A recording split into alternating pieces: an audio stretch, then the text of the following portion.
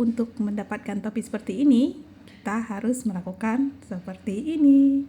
Mulai merajut. Ya, merajut adalah seni membuat kain atau barang dari benang dengan cara mengaitkannya menggunakan jarum khusus rajutan. Nah, kali ini aku membuat topi rajut yang aku pakai tadi. Berbeda dari menyulam atau menjahit, merajut membentuk jalinan benang yang saling terikat. Biasanya menggunakan satu atau dua jarum rajut. Jadi, seperti aku menggunakan satu jarum, dapat juga dilakukan dengan dua jarum. Namun aku baru mempelajari teknik satu jarum. Ada dua teknik utama dalam merajut. Knitting menggunakan dua jarum rajut. Nah, itu namanya biasanya lurus menghasilkan kain elastis. Namun aku tidak bisa melakukan itu. Belum, nanti akan aku coba.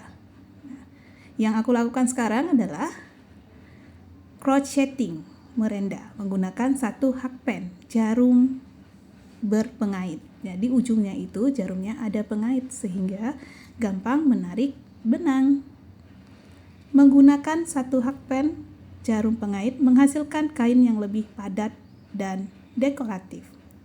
Nah, selain kain seperti tadi dapat menghasilkan topi seperti yang aku pakai. Nah, ini dia proses merajutnya. Beberapa alat dan bahan yang perlu kamu punya untuk mulai merajut.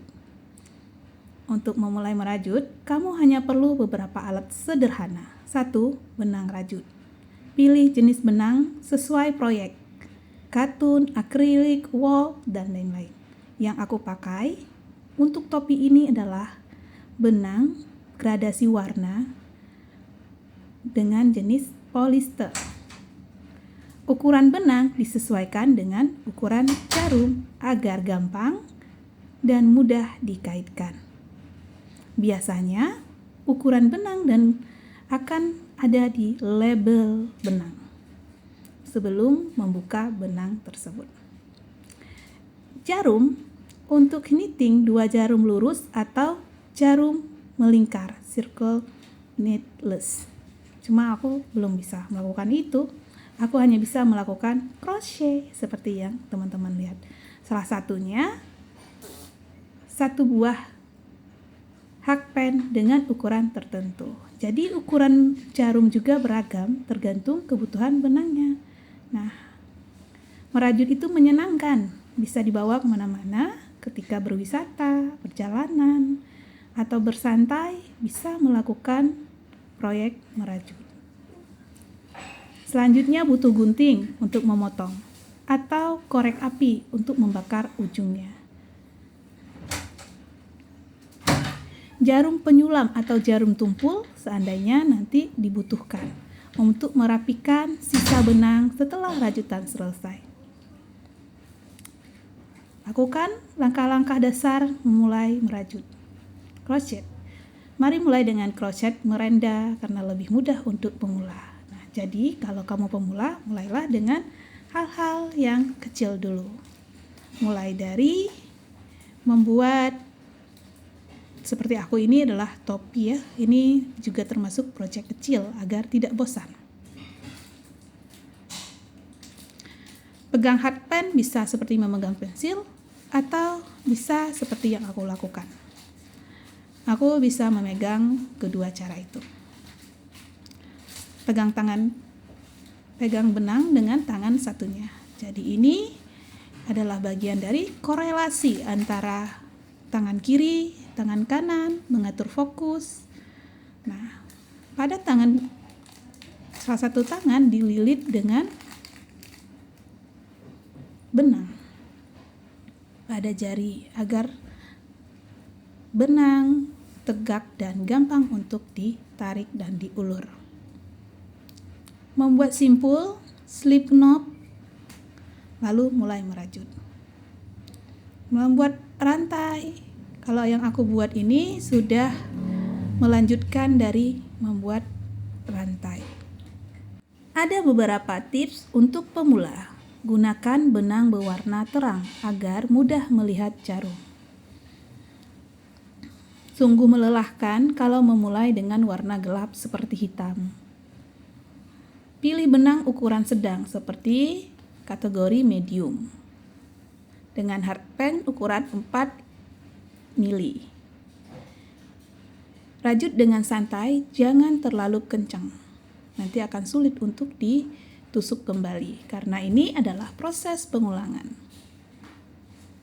Mau mulai seperti proyek kecil, bisa boneka, taplak meja, syal sederhana, atau topi, atau boneka, atau apapun.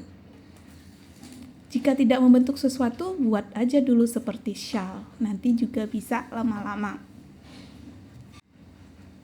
Biasanya, orang-orang sering bertanya padaku, kenapa harus merajut? Bagiku, merajut bagian dari meditasi atau sekedar untuk bersantai dengan waktu luang yang aku punya. Nah, pertanyaan sering muncul, terutama bagi orang yang belum pernah mencoba. Jawaban-jawabannya bisa sangat beragam, tapi aku kasih nih beberapa jawaban yang lebih akurat dan aku rasakan. Kenapa harus merajut? 1. Baik untuk otak, kesehatan mental. Merajut terbukti dapat mengurangi stres dan kecemasan. Gerakan berulang yang ritmis menenangkan pikiran seperti meditasi. Dapat meningkatkan fokus dan kesabaran. Memberi rasa pencapaian saat proyek selesai walau hanya kecil. Seperti topi yang aku buat ini. Sangat bahagia karena produk yang kita buat dapat kita gunakan sendiri. Mungkin bisa kita jual dan itu juga makin menambah nilai dari produk kita.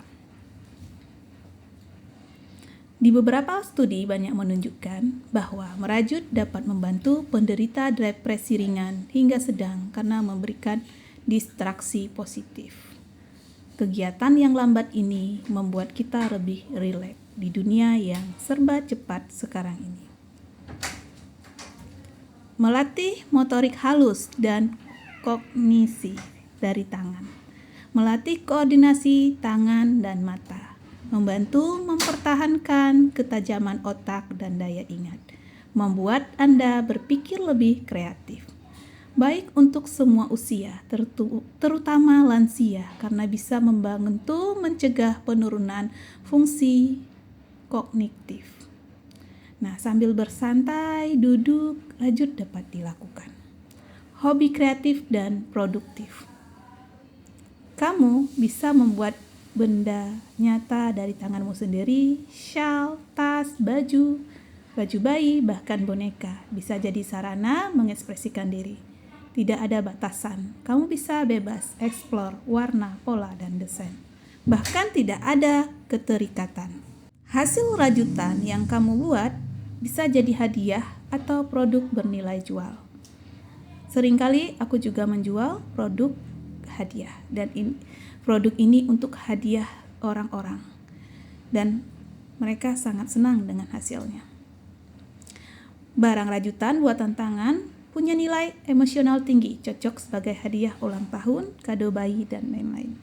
Banyak orang menjadikan rajut sebagai sumber penghasilan tambahan dari rumah. Betul sekali, di rumah aja kita bisa berpenghasilan. Hobi yang ramah lingkungan, kamu bisa mengontrol bahan dan mengurangi limbah.